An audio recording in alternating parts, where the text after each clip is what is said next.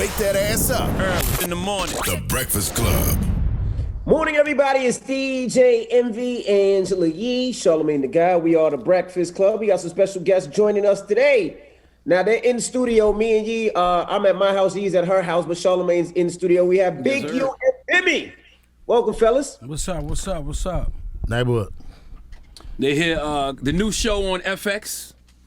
What's the name of the show again? Hip Hop Uncovered. Hip Hop Uncovered. Hip Hop Uncovered. You know, there was a time, man, when you only heard about the Big U's and the Bimmys, you know, of the world in whispers. Like, what made y'all all comfortable about being in the forefront? I felt like myself personally, I felt like it was a good time to tell a story, and then hip hop needed it, and it was just a perfect time in the way that it lined up, and shit, man, we went and got a couple of real niggas from East Coast to tell a story. I hope I did it right though. I hope we was justifying and telling everybody's part. I wanted to get the East Coast a good look and the West Coast a good look and the South a good look at the same time. What about you, Bimmy? Everybody's story. I feel the same way. You know, it's about time you tell a story because, you know, you got a lot of guys out here just telling our story, but it ain't their story. So when they give it to the youth, you know, they getting it twisted. You know what I mean? About how it really became about. You know what I'm saying? So I look at it the same way Big U just said. Let's tell the stories. Let's start with you, Bimmy. For a lot of people who don't know, what is Bimmy's story? Of course, if you're from Queens or you're from the East Coast, you know who Bimmy is and some of the things that he's done and the artists that he's founded and helped in this industry. So let's start with Bimmy's story. Wow. My story goes a long way, Envy, you know, even coming on your block, you know what I mean? You know, my story is like, you know, the streets first, basketball first. Then I got into the street game. Then I got into the music game. You know what I'm saying? So when I started in the streets, it came from, you know, my upbringing, not having nothing at home. You know what I'm saying? Just messed up. You can't curse, right? Yeah, go ahead. Yeah, just fucked up. You know what I'm saying? My situation was fucked up. 8 kids in the crib. Mom's working 3 jobs. Ain't got shit. You know what I mean? And, you know, watch my sisters, you know, work odd jobs, don't have no money. I'm like, man, I'm going to get some money, man. I'm going to help these people out. You know what I'm saying? So, you know, watching the men come through my crib, you know, them dudes was different dudes. They were street dudes, but they wasn't home dudes, like a family, like teaching us how to, you know, to go about being men. You know what I mean? So I said to myself, let me take it upon myself and do what I got to do. You know what I mean? So, you know, I went on the corner, you know, tried my luck. You know what I mean? And then, you know, my mom's caught me, and I had to get out the crib. You know what I'm saying? Now I really became a man, you know what I mean, as a boy. You know what I mean? So, you know, I was raised in the streets with, you know, I don't say no names, you know, guys, you know what I mean, taught me the game. And, you know, from there, you know, I went to prison, came home, Russell Simmons, you know, offered me a job, gave me a job at Def Jam, and I started, you know, I didn't know nothing about A&R, nothing. You know what I'm saying? I learned on the job. You know what I'm saying? Yeah, I learned on the job. So as I learned on the job, you know, I know street knowledge is probably the best knowledge a guy can learn. You know what I'm saying? Because you learn on the job. You know what I'm saying? So I always told a guy, I can learn what you know, but you can't learn what I know. Because where I come from is different background than yours. So I learned quick.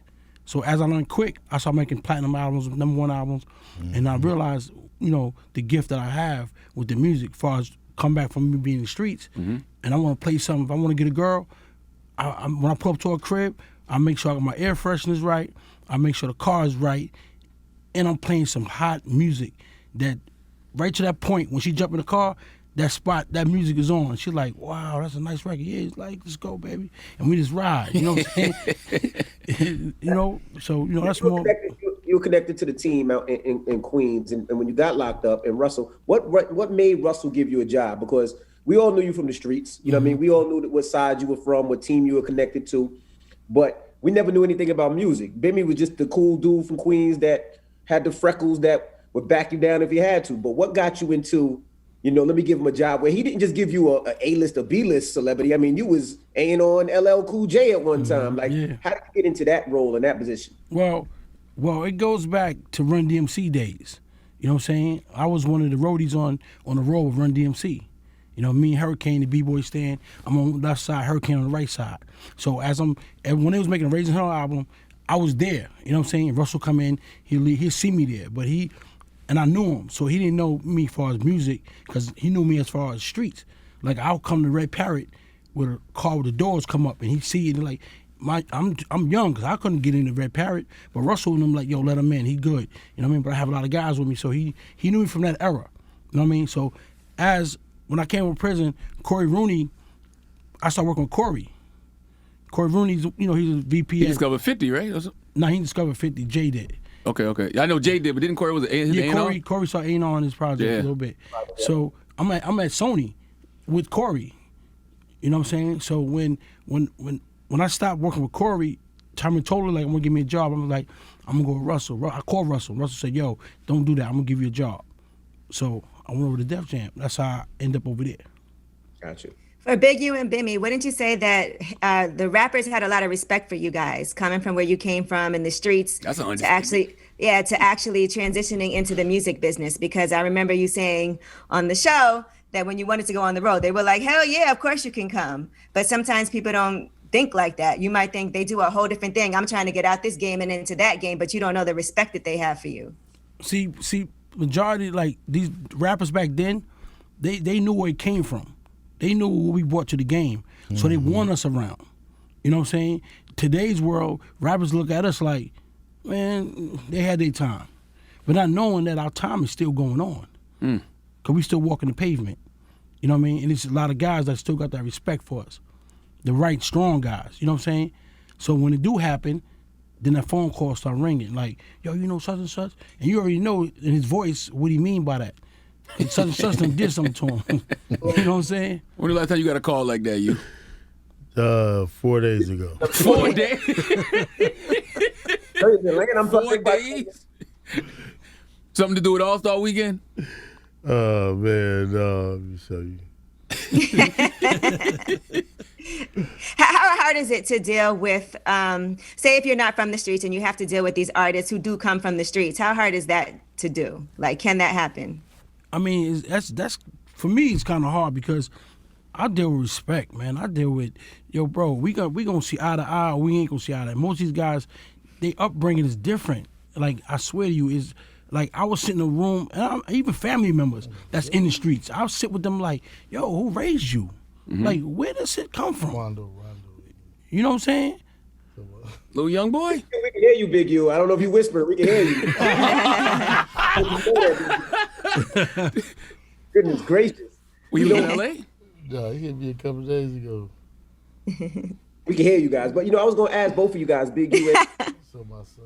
When it comes to these artists, man. this industry where knowing the street guys was your protection. Right? I wait for you and Charlamagne to stop your gossip. Right? We can hear you. No, it proved what Bimmy said right. You know what I mean? You got the young boys who still got to reach out to the OGs because their arms still long on that pavement. That's all.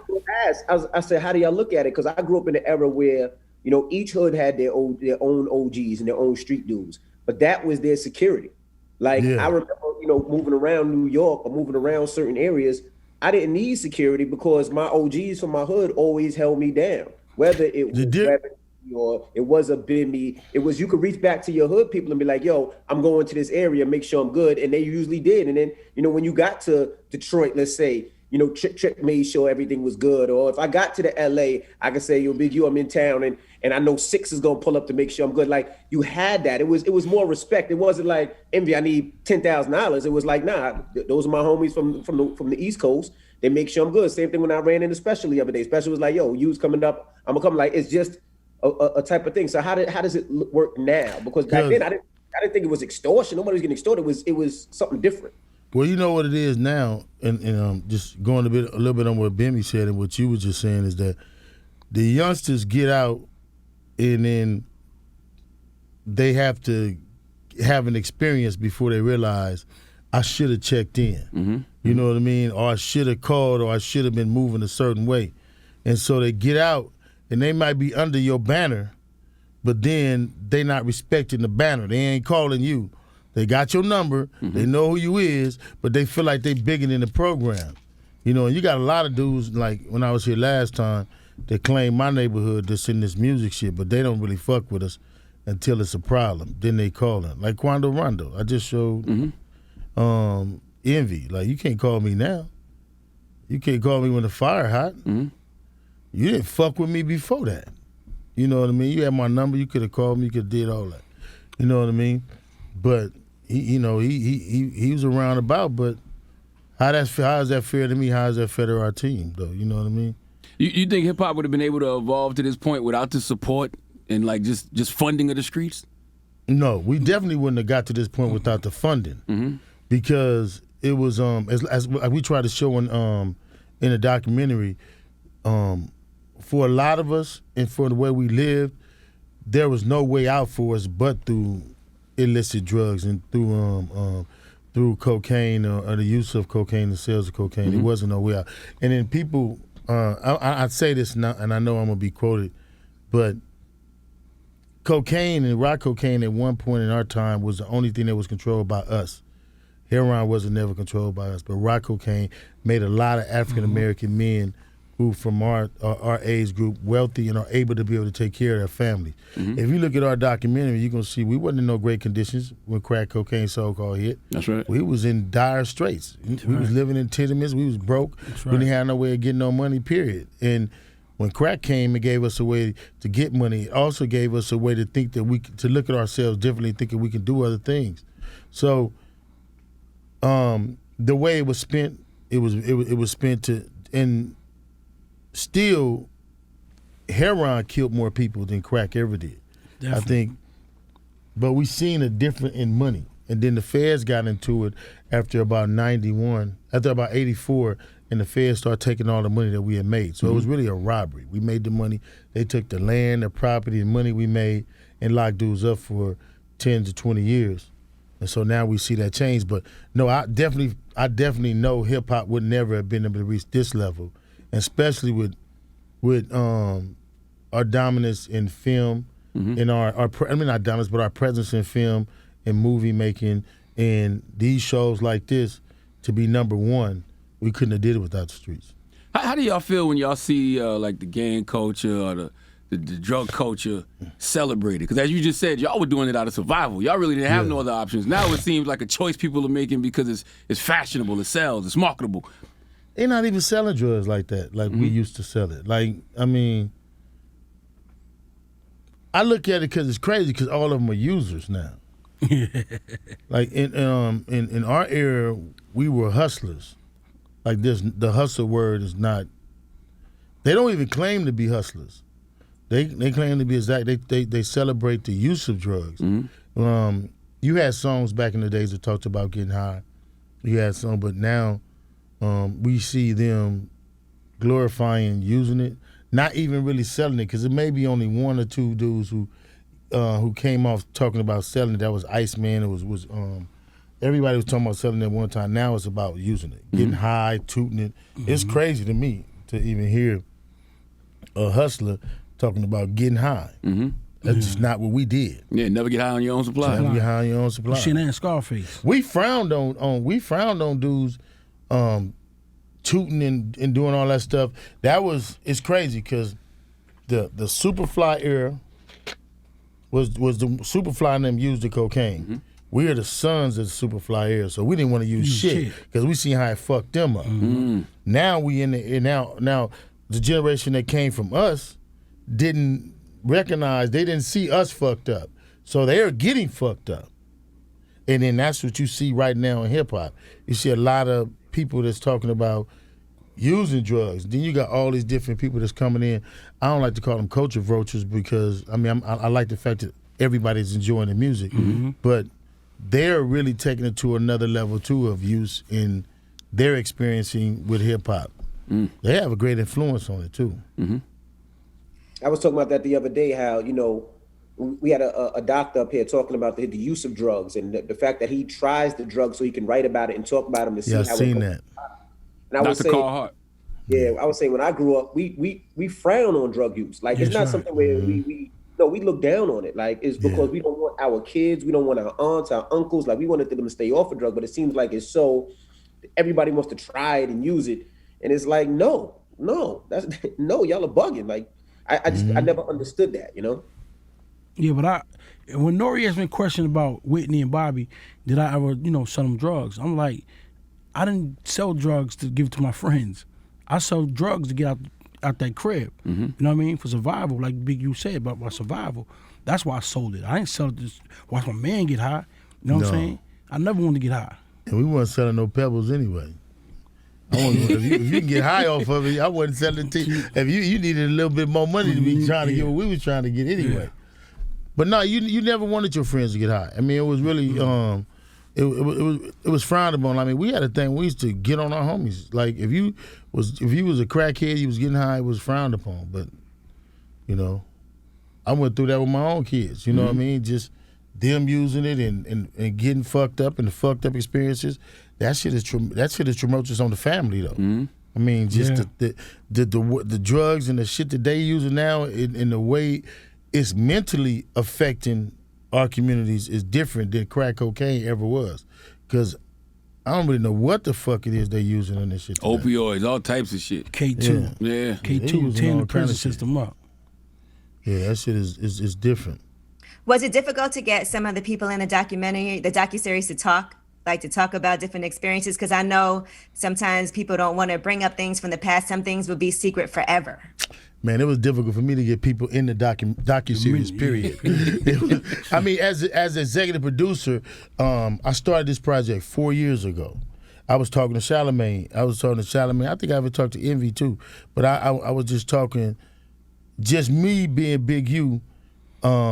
If you look at the documentary, you can see that it's 90% of the people that I touch on a regular basis. Mm-hmm. So I had to make the documentary with the people I could personally touch. So everybody, if you see it, I have a personal relationship with them. From T.I., Wiz, Killer Mike, all of them is somehow linked to me. Mm-hmm. Dr. Dre. Dr. Dre. No, Dr. Dre was a catch. I mean, and then I was like, wow, because he don't do much. No, and then he was all through Dr. Dre was a catch. I mean, but in making this docuseries, I had to really have a history in it. Because, when I left music, and then I stopped doing Nipsey, I started doing film. So I went heavily into doing film. I did Jam Master Jay documentary, 2 turntables and a microphone. I did maybe 6 or 7 documentaries, real small ones. Some of them I ain't even get paid for. I just wanted to do them so I can be involved with them. Then I did like a couple of movies. I wrote a couple of movies. But when this opportunity came, we dove right into it. And it started off like all other projects being about manager. It came with Jimmy Chris was my partner. And he's a Pyru from Compton. He came with the idea. Then it went from being just about managers and then about bodyguards to being this. And then we had Rashidi came on, Rashidi Harper, the director, phenomenal job. And then our leader of the project was Malcolm. Malcolm Spellman was a beast. And you go in, it was me calling people to get on the project. Like I called Jay Prince. When I went to call Jay Prince, Jay was like, man, I could do it, but I'm doing my own documentary. I'm gonna give you some interviews, but I only can use a little bit. We called I called Haitian Jack. Jack was doing his own. Mm-hmm. He was like, well, I'm gonna give you some, but then when I showed Jack what we was doing, he's like, fuck it, man, I'm in. I'm gonna give you the whole thing. He gave you a lot. Yeah, he gave us more than I took out a lot. Okay. We took out a whole lot on Jack. Why you take out a lot? Just because too incriminating? Politics. All of that. Too incriminating, too political. It was just assassinating everybody's character. I wanted to tell a story, and I didn't want to, cut a whole lot of people's heads off in telling the story. Yeah, he told some amazing stories, and I know it has to be hard because some of it is very compelling, but then you have to make those decisions. Yeah. Whereas, is this going to affect other people? I don't know. This is just one person's side. Yeah, we was watching it last night. Yeah. Me, Big U, and Doe. I said Jack he killed the cameraman. Yeah, he did. He killed everyone on the internet. Jack was going crazy. Jack was going crazy. Our editing team was phenomenal in doing this, and then I talked to people a lot of times because we wanted to make something that was going to be so hip hop and it was going to be so far reaching that it would be it would be one, be able to add substance to my name, to everybody, Malcolm, Rashidi, and all of us, and be able to give everybody a lane to do other things.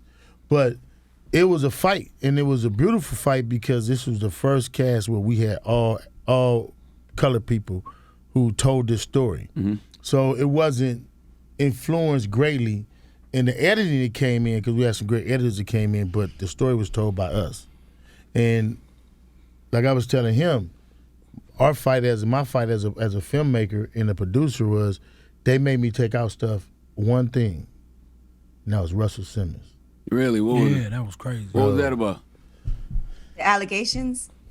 Yeah, that was some bullshit. I mean, because this was crazy, because I had this fight with them. I won this fight 2 times, and the third time they came like, man, look, man, we can't do Russell. No, we can't do Russell. I'm like, man, how we going to, well, because of the allegation in the Me Too movement. I'm like, but we all criminals on this damn thing. We all already convicted and been convicted of something.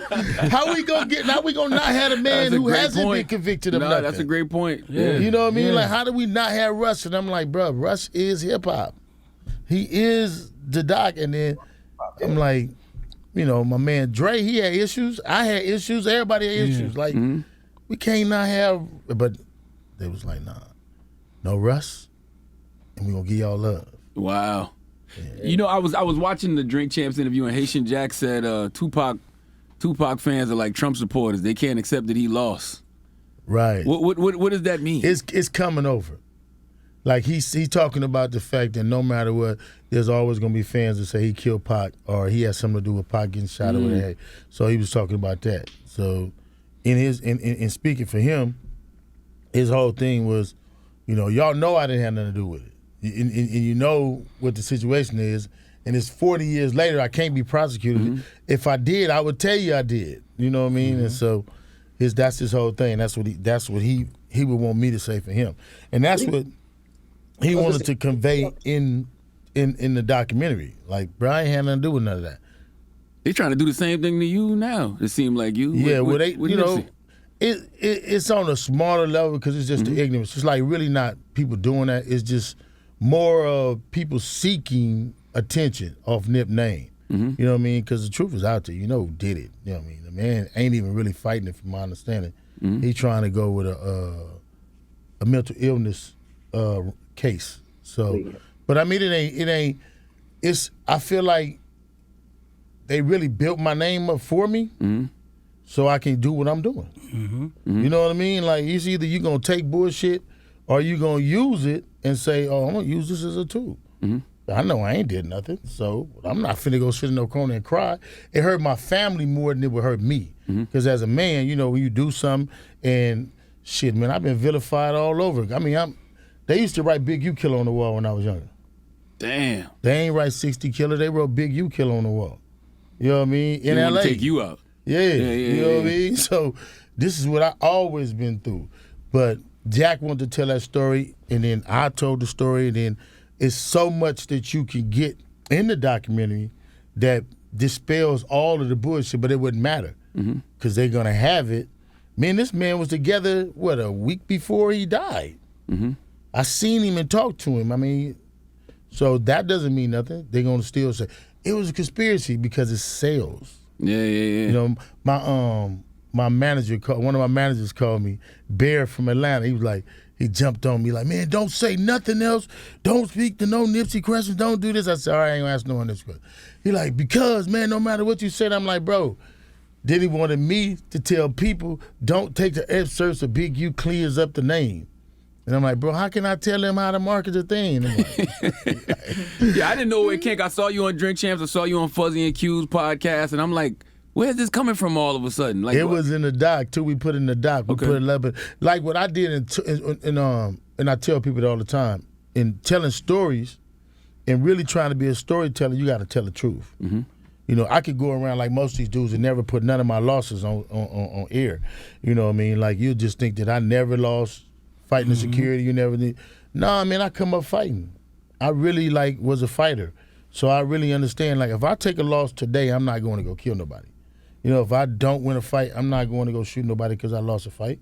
You know what I mean? I I wasn't raised like that. We all came up fighting. You know what I mean? Like, and we used it. So, and I think I'm more humble now, but I never would have did that though. You know what I mean? Like, just as a result of a fight, I'm not going to kill nobody. Now, Big Q, are you mad? I know I seen on the Q and Fuzz that you were upset with the family that said that you didn't. I know you said the brother and you said Lauren and the family that you were mad that they didn't come out and say. No, I'm not upset with the family. I had a conversation with one of my little homeboys a week before that, and he all money in, and he was like, like, you know how much Nip love you. Why you don't say nothing to Wack? And I'm like, because one, that's Wack's truth. Two, I have said something to Wack. But three, you want me to say something about somebody saying something on the internet? Well, I could say the same thing. Why the family never said nothing about the bullshit they see on the internet? You know what I'm saying? So it's not that I'm mad. It's just that where's the truth at? Like, you see shit, but you say it's all right for you to say, that don't mean nothing. But, well, how about when my daughter getting niggas making fake pages and doing shit like that, how nobody else say nothing about that? I mean, does that make sense? Yeah. So I'm not mad at the family. And then Fuzzy asked me, have you talked to the family? And I'm like, I haven't talked to the family. I never had a relationship with the family. That's what I was saying. It's just like right now, if I Not know Sam you, or nobody? No, I mean, I knew Sam through Nip. Okay. I mean, after Nip is gone, I don't do business. I don't have no business. I don't run their business. I'm not involved in their business. I can help promote their business, but I've never been involved in their business. I've been in film for the last 14, 15 years since I stopped managing him. I've been home going on 17, 18 years. So after I stopped managing him, I've been on my own career. So most people think that I just ain't been doing nothing. When I came back up here, I was getting back into music with OSBS because Nip had brought me back to New York to help him with his project. So after Nip brought me out here and he was doing he was dropping I'm Not a Street Nigga. We came up here to film I'm Not a Street Nigga. I'm not a rap nigga. I mean a rap nigga. Yeah. I'm Not a Rap Nigga. We came up here to film that. And then after we came up here to film that, we started doing a lot of stuff at home. I came and getting back into music, I went and got OSBS. And then that's when I started going on the road and I came back up here while Nip was still promoting his album. Then when I got back home, I went back in the studio with Nip and we started recording for his mixtape after that. I was in the studio with Nip for 5 days. So if you see on the documentary, it's me and Nip in the studio and we had been recording all night long. And he's sitting right next to me, and he talking about, you ain't gonna get Victory Lap for free. You got to pay for it. So where the hell was we beefing at? Like, dude, we sitting in the studio, and I'm promoting his album Victory Lap on my Instagram all the way up until the day he passes. And you honored him. And I honored him. So why would I have to, explain that to anybody else when it's there? So if you see it and we know we together, people, like when we leave this interview, it's going to be a whole lot of people telling me, oh, nah, he was jealous. What was I jealous of? I mean. It's one question I haven't heard nobody ask you, Big U. How did you feel when Nipsey passed away? Because I'm sure that had to hit you. Man, I was hurt. Physically hurt, visibly hurt. My whole family was hurt. Man, you talking about somebody I raised. Somebody I've been knowing since he was 18 years old. You know what I mean? I watched go from talking about rapping, stealing, killing, all that on the songs to becoming a man and then being up for a Grammy, being up for all these different awards to somebody getting slain on the streets. You know what I mean? He brought me back to music in just one call. You feel what I'm saying? So it was, not only was I just hurt, but my daughter was hurt because she knew him. He was just back at our house. My daughter, my sons, my wife. It was, you got somebody that you really know, not somebody that you know through somebody else, but our family. This was like our kid. You know what I mean? And is it true that they didn't? You didn't get invited to the funeral? I heard that they didn't. I was invited to the funeral. All that's inaccurate. Yeah, I was totally invited to the funeral. I was invited to the funeral. Sam and nobody else had no problem with me coming to the funeral. That's another one of the things that was a misnomer. I was too hurt to go to the funeral. I didn't want to see my nigga lay in no casket. I ain't looked at nobody in the casket, bro, since my godmother just died. And then she wasn't even in the casket. I didn't even go in her funeral. You know what I mean? And like I had about maybe 10 to 15 of my family members, as y'all can see on my post, that have died. And I just don't go look at caskets. I don't look at nobody in the casket. I ain't looked at nobody in the casket in maybe, I've been home about 18 years. I ain't looked at nobody in the casket in maybe 17, 16 years. Wow. And I mean, I'd rather remember you standing up than to see you in a casket. I didn't even, when Tiny died, because I handled the whole thing, we just cremated Tiny. You know, I didn't want to go see him. They were like, I don't want to see my man gone. You know what I mean? And Tiny was my best friend, as you know, and I don't want to see him. I'm like, let's put him down. Let's cremate him. When COVID is over, we'll do all the celebrations after COVID is over.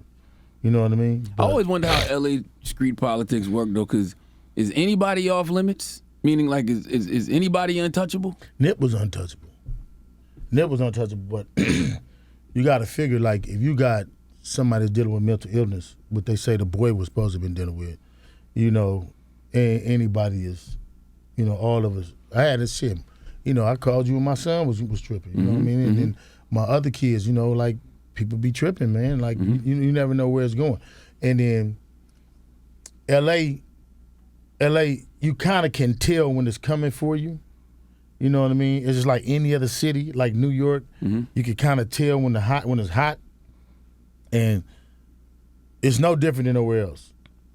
But if it's coming and it's gonna get you, it's gonna get you regardless. Damn. And how do you handle it when your partners have words like a Wack and T.I.? It's crazy because Wack claims T.I. started, and then T.I. did kind of say something to him first, but I feel like Wack is going a little too far with it though, because like I told him, bro, like, you know, we don't do shit where you putting certain shit out, but you know what I mean, like, I don't like it because I don't do that. You know what I mean? Like, I come from a different cloth. You know what I mean? I ain't finna tell you shit on the internet, and it's not my get down. I only respond to people I know. If I know you, I'm at you, then I'm not even at you. I'm just letting you know I seen this and that's about it. Next thing you know, I want to get next to you and have a conversation with you. How is it working in TV, film, and music, knowing that people move differently in that business than what you're used to, and they have a different code of ethics and morals? I'm gonna tell you, I love film. So this is how, and this is how it works with me, and it has worked for me. When I walk in the room in hip hop, the reason why I wasn't in it, I'm Big U, I'm the Dangerous, all of the history, everything behind me, you know, kidnapping people, prison, and all that stuff, comes in this room. When I walk in the room with film, the white people and the Jewish people are like, there's a story. We could tell 15 different stories. You know what I mean? So it's a major difference. They're like, man, which one of these stories are we gonna tell? You know what I mean? So which one would you rather be in? Where I walk in with 400 different stories. I mean, and then they like, shit, the shit is true. We could just change this and change that. I just had 2 meetings up here in the last 2 days with investors in projects. So I love film because, you know, to me, in film, I'm welcome with open arms, and I can walk around a film room and they look at me like a treasure. And in hip hop, they look at me. So why don't I want to be in hip hop? You know what I mean? It's like I'm in music and like I'm starting my own distribution company, Unique Distribution, and so I'm signing artists only to the distribution, not sign them to the label on Unique Music. So I'm back in it, but on the distribution side, to give kids a way to put out music consistently without ties. You know what I mean? And they can do it. But film is beautiful. Like, I want to do y'all's story. Nah, we supposed to be working on the Breakfast Club doc. Come on, man, work with me, man. Hey, look, you see my track record. Yeah. I'm the shit right now. Are we allowed to tell you no? Yes, you're allowed to. What a minute. No, you're not allowed to tell me no. Now, do you think there's going to be another season of Hip Hop Uncovered? Because I'm sure a lot of people want to tell their sides of the story now after watching it. I'm sure people have hit you up and been like, nah, it didn't happen like that. I got my own side I want to tell. You think there'll be a part 2? We don't have nobody. I don't know because we didn't really tell stories versus nobody unless Pac want to come back and tell a story or Lord have mercy. want to come. I mean, we don't have. I don't think we had nothing that kind of versus nobody. It was pretty much. Wait a minute. Okay, well, then the Antney side. Oh, outside? This side. I don't know if you think there's people that may want to come back and say something about your story. No, not me though. Well, Bimmy, you got a lot of story too, though, Bimmy. Yeah, Bimmy. Yeah, like you said, you walk in a room, what story you gonna pick? You know what I mean? I got 1,000 stories I can pick. But I want to shout my boy Russell out, man, Russell Simmons. Because he was in this doc. Me and him filmed together. They took a lot from me. You know what I'm saying? Yeah, and Big made U me fought take for all me that out. to get it in. But they, at the end of the day, they was like, nah. But Russell stayed all day with me. We filmed, man. It was He filmed crazy. 3 hours. Yeah, it was crazy. It was crazy. You know, You was in the. I know that people were talking about you for a while because they were saying that you were so tight to Supreme, but then you were also cool with 50. So how did that work? Because that Okay, is, let me back up. Hold on, because y'all might start shooting.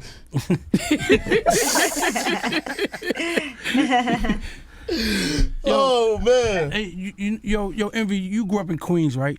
And you know how it is. You might have that side and this side, and you play ball. So you grew up with this dude playing ball. You know him.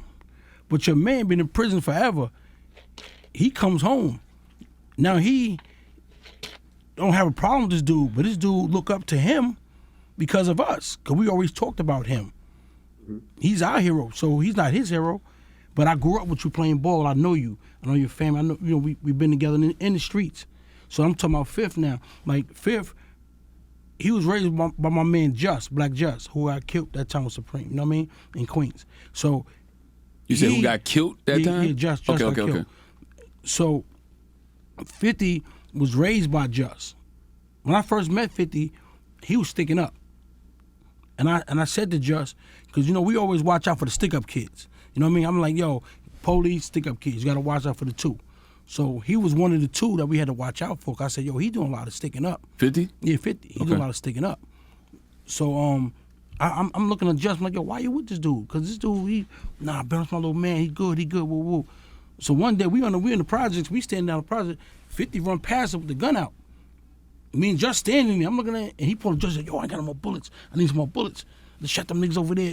I'm like, oh, this nigga. I'm like, Just, come on, Just.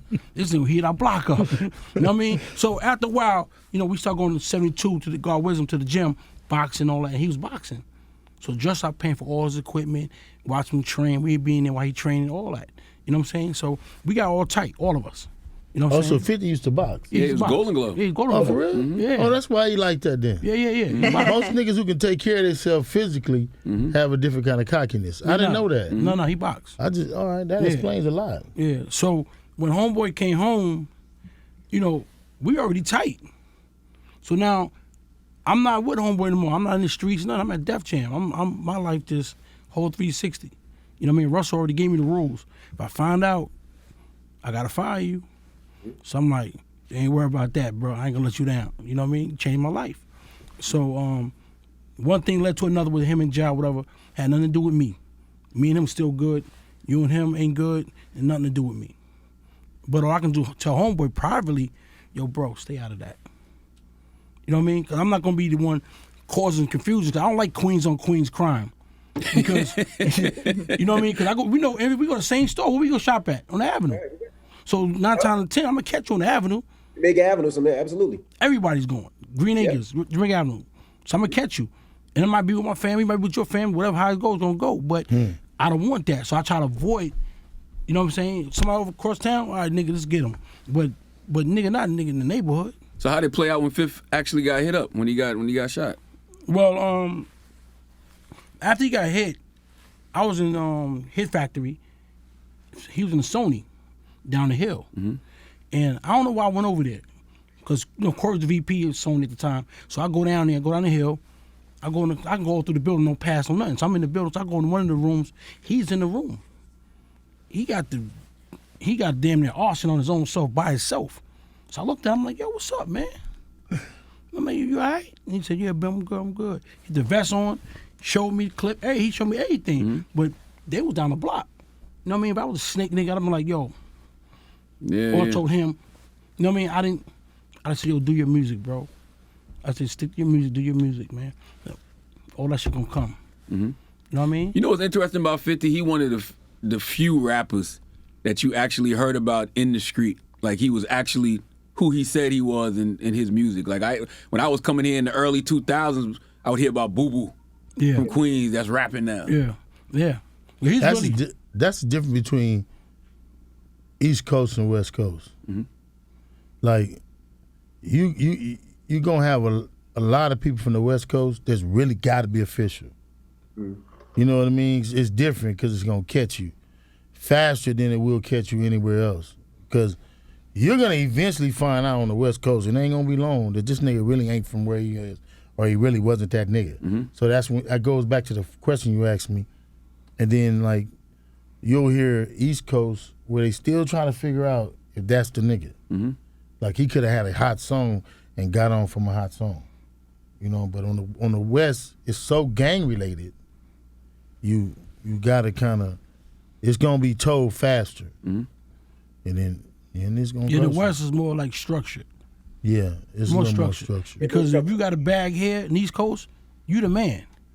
You ain't got to be proven. You got nothing. You the man, and they've been proving to us 1,000 times. Yeah, just for having a bag. Just having a bag. Yeah, having money. Yeah, having the money. They never called you to squash the beef because you knew both of them. You never tried to say, you know what, before it gets out of hand, let me get Preem and Fifth in the same. You know what? That was one of my like not I ain't gonna say a dream. The documentary did it. Yeah, that was yo. That was something I really wanted to do, because when you got dudes that never been in the streets, that ain't about that life for real, and they in the middle, it's hard to penetrate one or the other, because he's so busy filling his ear up. You know what I'm saying? He's filling his ear up. You know what I mean? Because I know y'all know who Fox is, F.O. You know what I'm saying? Me and F.O. had a problem back, you know, and I gave him something, and they lost it, you know. So them was like, yo, we got to kill this nigga. You know what I'm saying? Because he going to come after us. But not knowing the little dude E was on the phone, he telling Fox, yo, I got your enemy on the phone. Then he click over to me.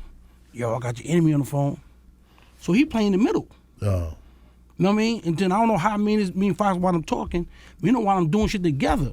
You know what I'm saying? Because it was just, I said, yo, if them two come together and somebody can put them together, like I was trying to put them, but I know it couldn't work because there's too many people that was funding him that he wasn't gonna turn around. I was like, I gotta back up. You think it could happen now? No. Nah, Miss Too much. It's too deep. It can happen. It can happen, but It can happen. You think so, you? Them waters seem too deep to navigate. Man, I seen dudes that from the same neighborhood. It could be one situation where they end up in the same place. They gotta show respect, a funeral, a meeting somewhere, and they gotta talk. I done seen it happen. I done seen where killers that knock down dudes' mans in them and had to end up in the same room. Cause it happens if I run into you and I get away.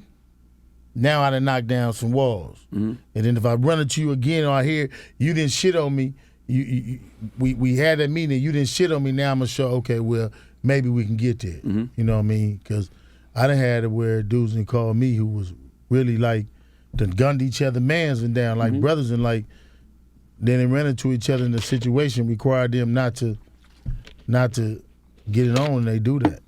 And that's another thing about this thing too, our project. And then Angela was asking, people been calling me about doing other projects. The one thing people like about this project is the truth about it, and how we was able to tell all of our stories without somebody governing it. And like I said again, the only thing they really took out was the Russell Simmons and Haitian Jack, and then a lot of my stories, because you know the beefs in the streets of LA. And niggas still got a problem with it, like for real. Niggas still, like, nigga, fuck you. You can't see me then, you can't see me now. Like, I'm 54. But, you know, I don't do all that shit. But were y'all scared of the statute of limitations? Y'all thought y'all could incriminate yourself with anything? Nah, we ain't talk about We no really, murders. no, we Yeah. ain't talking about. We ain't talk about too much. I tried to go in and Rashidi and them went in and did a good job of cutting stuff out, administering stuff, and yeah, we got lawyers. Absolutely. You know what I'm saying? And I really did Damn enjoy sure. seeing Deb's story, Bimmy, Whoa. Deb Antney. Yeah. Yeah, because I thought that was amazing to have the woman in love there that. and discussing how she was Yeah. raised and everything. Because people know Deb Antney from being a manager and from that side of things, but they don't know that whole backstory, which I thought was a really compelling to watch. But most of our women, they come from that. Like they wasn't treated like dudes, because dudes protect their women, but our women was our caretakers. Like if you riding on somebody, if you see that woman in that car, you know she got it on her. She's holding it. You know what I'm How many saying? times did you fight? Did you learn? How many times did you get a call and Deb call you, Bimmy, and be like, "Look, I need you to pull up on me because these dudes is acting funny." How many times did you get those Now calls? my other sister, like my third sister under her, I got calls for her. See, Dad was different because her dudes, the dude she dealt with, and you probably seen him. I know you seen him a lot of time. Jimmy Dud, he got shot in the eye. He took me in my first robbery. Like this dude was just crazy. Like I had He to get took away me to from my him. first robbery. Yeah. You might be calling. Like Disney You might be World. calling. You might be calling Deb like Deb. I need you to come help me. Dad ran on me because Yeah. no, for real. Yo, so what happened was this dude Dud just lost all his money at Mr. Ugly's on 193rd. So he said, yo, Bim, take a ride with me. Now I'm like 14 and I'm playing I play ball, so I wasn't like, but I had no money. So I was like, he was just giving me money like every day. I said, I'm gonna take a ride with this dude. So I get in the van. He said he parked on the corner and gave me a Lawyers watching shotgun. this show? Oh, the lawyers watching this show. You talking about the documentary? You know what I'm saying? I don't even know we even told this one on, we didn't. on the documentary. You know what I mean? So he like, yo, hold this by the door. Anybody run behind me, pull the trigger. I'm looking at this nigga like, all right, not knowing no better. Next story came out. This is a fictional story. That's right, fictional. Next thing came out, my sister ran up on me like, yo, you just robbed the store and all that. I said, I ain't robbed nothing. Jimmy, I'm with Jimmy. Again, this is a fictional story. fictional. Take your ass home. You know what I mean? But my other sister, you know, how I got into it with dudes in my projects because you know, my sister's outside, you know what I'm saying? My other sister. And dude broke her ribs. And my mom's called me, you know, she was crying. I'm like, what's up? She said, yo, your sister in the hospital, she's in the project, she had to go to the hospital. This dude, you know, broke a rib. I'm like, who? What? When? You know? So my man Prince, Gerald Miller, who Prince's nephew, me and him live together. So Prince knocks on I knock on Prince's door. I like, yo, one of your workers hit my sister. He said, where? I said, in the project. He said, all right, come on. We got up. We get in the car, we go. So soon we get to the projects, he's coming down the steps. Now, like you said, Again, this is a fictional story. like you said, we fighting. So, you know, I always grew up fighting. You know what I'm saying? Because I'm light-skinned, the stories I heard, I know I'm going to prison one day. You know what I'm saying? So I said, you ain't do nothing to me in prison because I'm light-skinned. Nah. We ain't doing that. You know what I mean? Because, you know, niggas tell you stories about being light-skinned in prison. Yeah. I'm like, Oh, nah. yeah. You seen it? You? Seen it. Every Yeah, day. nigga. Envy, be careful. Light skinned with good hair? Yeah. You're catching Prince. Oh my goodness. Oh, you more than a catch, nigga. The lipstick's going on. What? With the Kool-Aid. With the Kool-Aid. With the Kool-Aid. With the Kool-Aid. You know what I mean? Yeah, he gonna have a tight shirt on and all that. All that. You know what I mean? But Better in the be able day, to fight and know a whole lot of Yeah, motherfuckers. But you yeah. pull up when you get there, find your crew fast, and hopefully they got the respect you need. yeah, yeah. But you know what? In jail in New York, your rep from the streets walking in with you. But then you got to prove yourself. You're like, Yeah. because you got a lot of dudes that's just like you. You know, from other boroughs. So you better be, Shit, that was me too. yeah, you got to prepare yourself. So even when you went to prison, even though they knew you was big, they was like, nah, I got to see what he about. Oh yeah, that still don't matter. I first got to prison.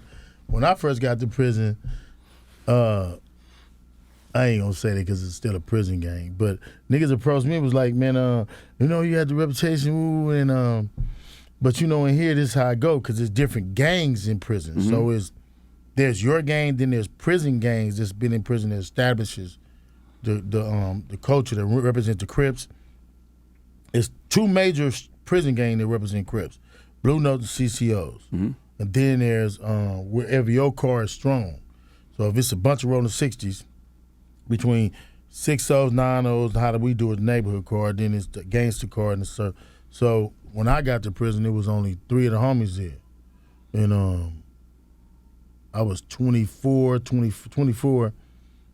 nigga pushed up on me, told me, you got to make a donation and this. And I'm like, nigga, you must be out your rabbit ass. I got 50-something years, nigga. You think we finna start this off like this? This is not how it's going to go. Mm-hmm. But then I had already been through 4,800. These idiots just didn't know it. They were thinking I was just coming to prison and I had money and I was Big U, because the money gets to prison before you gets to prison. Don't give a fuck who you are. Mm-hmm. If you got a bag, because when I went to jail, I had a bag. Mm-hmm. You know what I'm saying? So that gets to prison first, so niggas got to test you. And I'm immediately like, nigga, I get about 3 things: my money, my neighborhood, and my family. And I'm like, bam, nigga, if that's you good with that, we good. Mm-hmm. And now I hit him with the neighborhood. Mm-hmm. And I got up and walked away. So after that, the niggas started sending torpedoes at me for niggas who was a part of their organization who we didn't know. Like they always got sleepers within their car that you don't know about. So they sent one nigga at me. I'm thinking he from a whole nother set. And then them niggas from they set find out he rolling with them, but they don't tell us that. They just say, oh, he green light. It's just between y'all. So we demo on him. We demo on him and one of their homeboys, cut him up, sent him out of ambulance. It was a brand new prison. The ambulance wasn't even painted yet. Only thing they had was the cherry on top. They hadn't even painted the ambulance colors yet. And we sent him out. We're going on lockdown. So now it almost now becomes their fight, because it was their homeboy and it wasn't announced that he was a part of the little prison clique.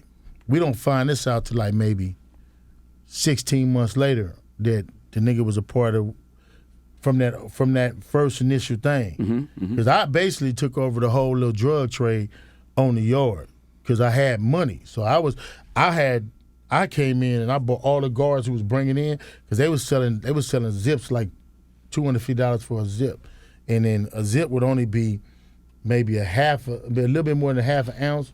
They selling it for $250. I came in and just told the police, I'm gonna pay you $2,500 a month, and I'm gonna give you the shit to bring in. And I had 4 of them. I went from 1 to having 4, and I took over all the yards. So from there, I had homies. I went to the assignment yard, whatever the assignment yard was. If it was a yard, and that's what they was doing all the assignments. They give you assignment clerks, so they give all the inmates their jobs. Then it was the captain's clerk who would assign the officers then to where they gonna work. So I would pay the assignment clerk $150 to put my homies in each jobs I wanted them. Mm-hmm. And I would put them, and they would put the Mexicans in whatever job, whoever was on our team. So basically that's how I locked the yard. So I had R&R locked down, and then once I found out who was the nigga that we was on, then it was easy for me to just, kind of get them where I needed them to get them, knock them down in certain times, and then move them like that. So, hey, you have 50 years? No, I had 56. And how much you do? 13.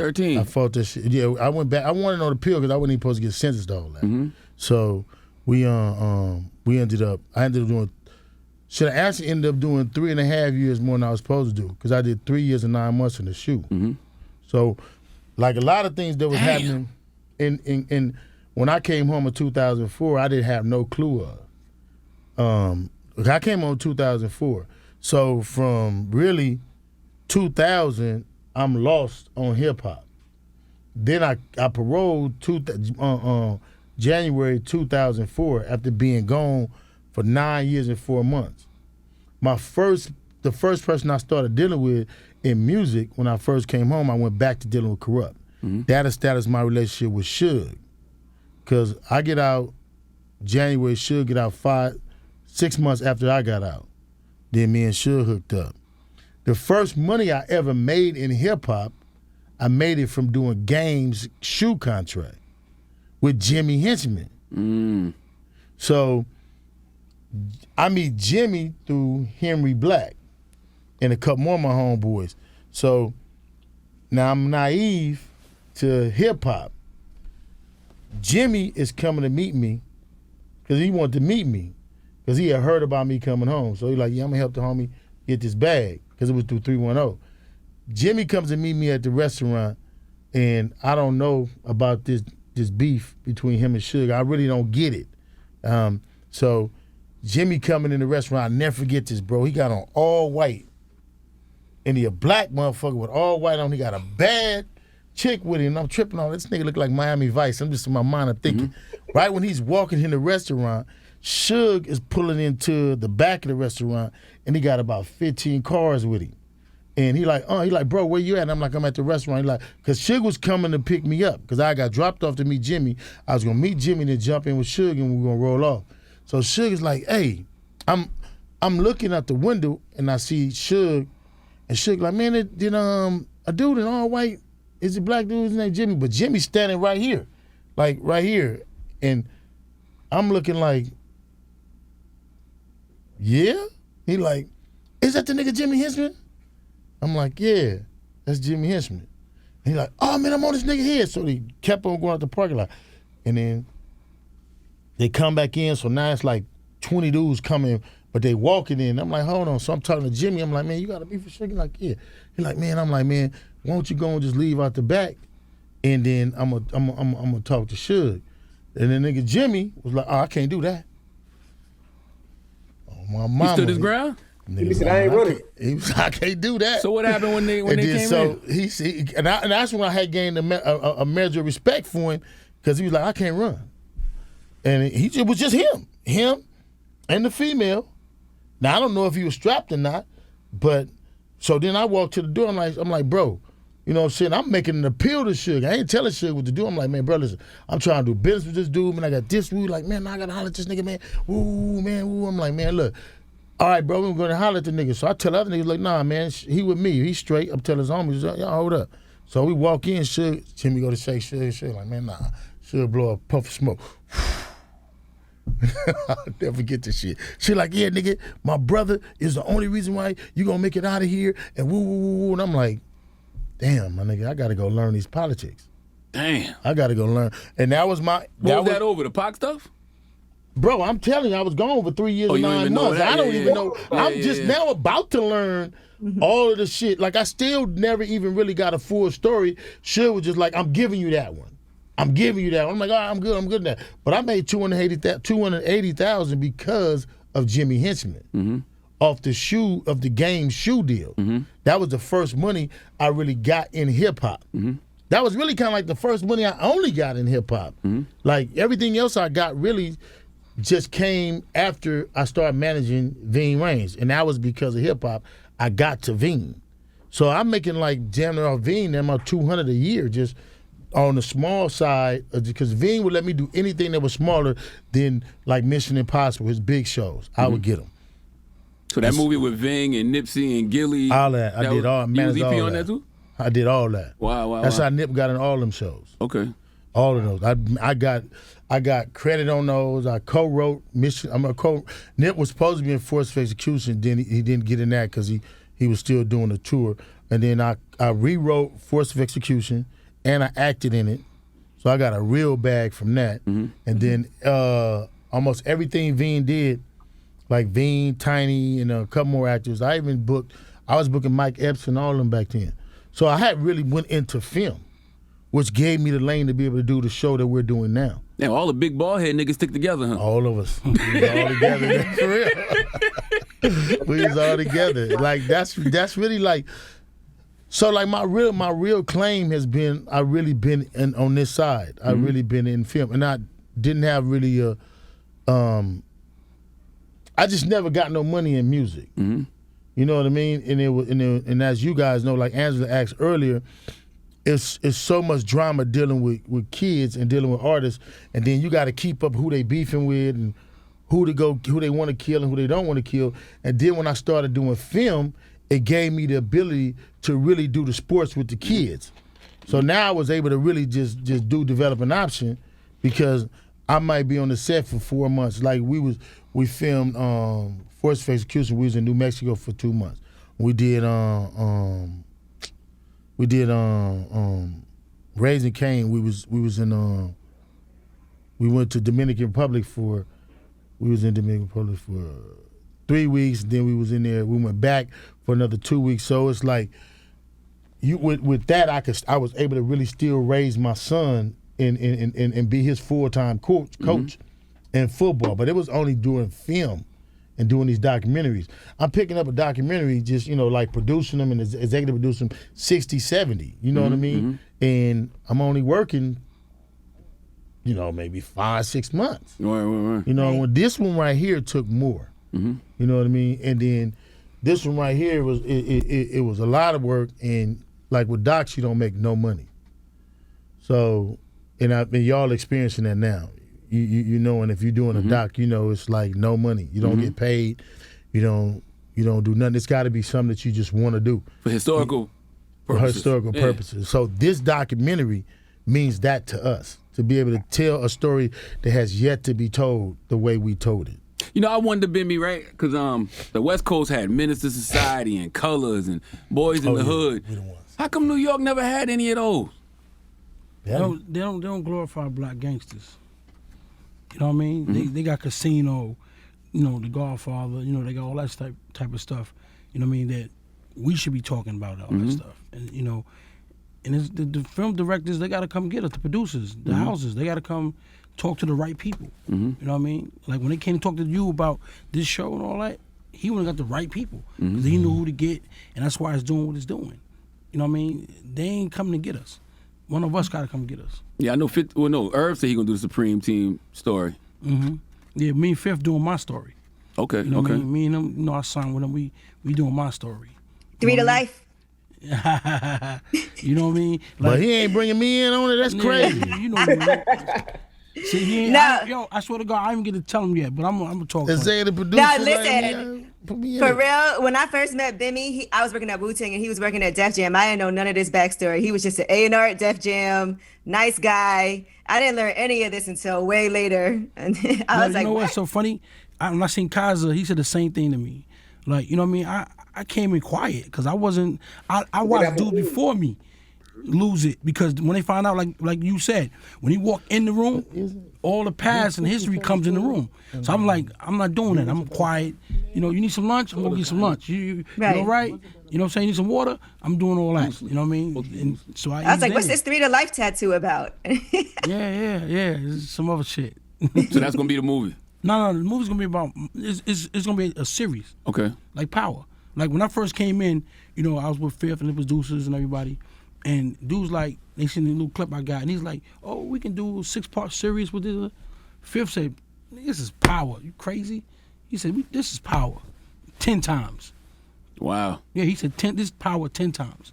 You know what I mean? Can't wait to see that, man. So I'm 50 man. Fifth the man for real. Definitely, much respect, bro. He killing the TV game right now. Yeah. But I don't know how dudes ain't going with him. That's what I'm trying to do. Who? I said I don't know how dudes like, they, hate. Go with him. Yeah, 100%. Like I'm on the screen because of him. Big U came. Go with him. What's the problem? Right. But, black people, sometimes we have a problem working together if we not in the lead, which I think is foolish. Man. Yeah. If somebody got the plug, go with the plug. Yeah. That's me. I've always seen that. I mean, but then too, the documentary again is about people who've been behind. Like everybody we focus on in the documentary was behind somebody who showed that they can actually be behind somebody and comfortable with being behind somebody, helping them be successful. So that was something that you would see because you see Deb, she was behind, Big U was behind, Ben was behind, Trick was behind. We with Trick's story, we couldn't get the people who would have made his story more robust. Like if M would have spoke, you would have got way more of Trick's story, and you would have really seen why we wanted Trick. Why M didn't do it? I don't know. Yeah. Maybe we had to bring him on in action, but if he would have gone on there, he could have added more to Trick's story, and Trick's story wouldn't have looked like it was just, it was short. His story is really vibrant, and then there's a lot of stuff on Trick's story we didn't tell because he has his own documentary coming out. And that's what Bimmy was. I mean, that's what goes back to what you guys was talking about. We're hoping that this will open the gate to do a lot more of us telling our story without having to be watered down. Because if you look at American Gangster, American Gangster according to them, that story could never be told just from his eyes. You got to tell a white officer's story too. Well, hopefully with Hip Hop Uncovered, we can go tell our story now. Mm-hmm. And we don't have to solidify it by having somebody else's story to tell our story. When we here to only watch our story. We're selling American Gangster, but it's really not American Gangster. It's the American officer. Mm-hmm. You know what I mean? So true. And I mean, so I'm hoping that we could trailblaze and show the world that people really want to hear and see our stories. Mm-hmm. And then, how can they see the story if they don't know? You tell them how they can see it and how they can watch it, because a lot of people, I'm sure, are intrigued. You guys got stories for days. There's so many stories we know behind the scenes. So it's good to see y'all brothers sharing your story and making some money, some profit off it, and not, a director later on in life, Yeah, it's Hip Hop Uncovered, man, on Hulu. Go check us out on Hulu. I guarantee you are going to FX Hulu. You are going to find something that you did not know. I guarantee you. You know what's crazy? Like, we was talking the other night, and Shaq had DM'd me. And I was like, Shaq, who? I had to look at it like twice. Once I seen the 18 million followers, I'm like, that is Shaq. And he's like, yo, he said, bro, I know you was a good brother. He said, the doc is fire. He's like, he went into it. Then he said, to everybody, your aunt, dad, everybody, like, yo, great job. Yeah, Shaq love that gangster shit. He be hitting up. He even listens to the Gangster Chronicles podcast and all that. He liked them. He liked them stories. He was watching McGraw Ave. He was posting about that. No, Shaq, good dude, man. Thanks a lot, Shaq. Nah, he really is, man. Okay, well, what about you, Charlamagne? What you mean? You watched the whole show? No, I seen like 2 episodes. I seen the first 2 episodes. You ain't seen nothing then. Hey man, remember you told me I get to hit Charlamagne if I come back on the show? Remember you told me that? Absolutely. Remember you told me that? Well, absolutely. I'm about to hit this nigga, man. It's a talking piece though. There's a lot of my group chats be going off all the time. Hey man, the man ain't watched the documentary, man. Let me pull him over here, man. What is he doing, man? Why he ain't watching the documentary? Hey, man? I'm genuinely nervous right now. Big U, you gotta watch the documentary, man. No, I'm gonna finish it up. Big U is Bimmy. It's the Breakfast Club. Good morning. Thank you, brothers. Thank you. Neighborhood.